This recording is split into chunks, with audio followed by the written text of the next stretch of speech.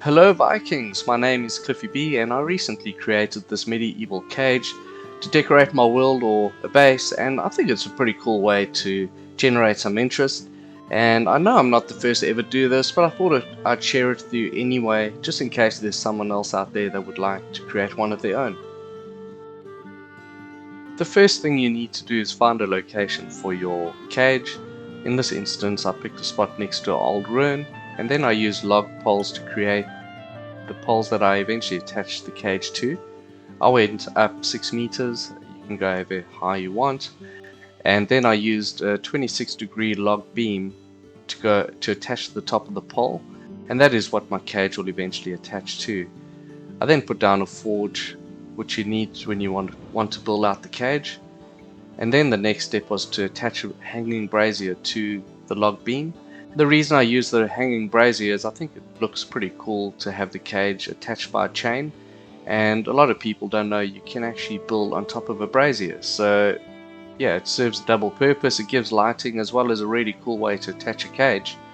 So next thing you need to do is get above the brazier, so you can build a scaffold of sorts, or um, in this case I just uh, attach something to the side of the ruin, and then you get your cage floor piece and you shift place it on top of the brazier, and that way you create the essentially the foundation for your cage.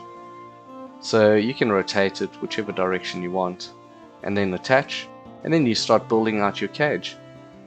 So that I grabbed an iron gate next and attached that, and then from there you can attach the rest of the cage. Although the roof of the cage turns red, it still supports really well, so you can just go ahead and build out the sides of the cage with the wall pieces, and then put in a floor piece again so that whatever mob you put inside doesn't fall down.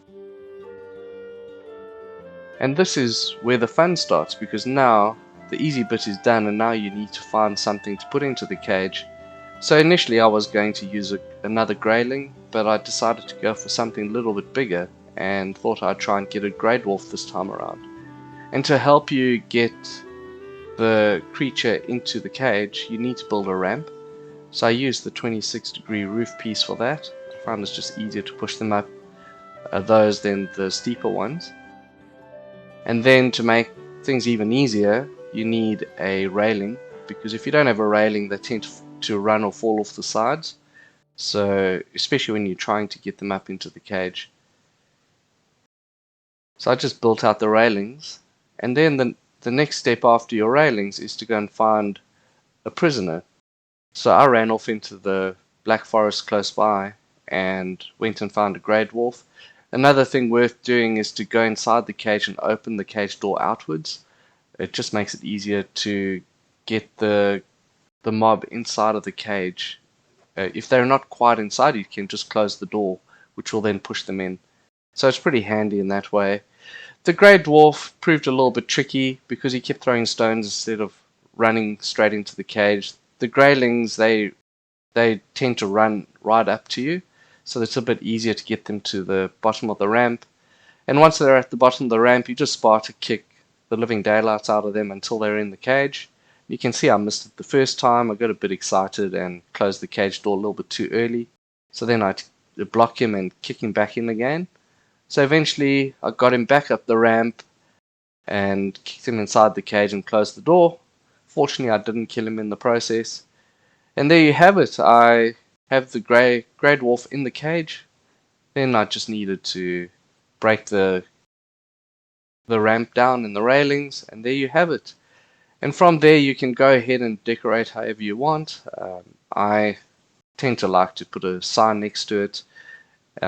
I also like to put a ward down, and the reason I put a ward down is it just stops other players from opening the cage door by accident and letting the prisoner out. So that way, at least then I know the grey dwarf will stay there. So you can see I put a sign down and I put another hanging brazier up just for effect.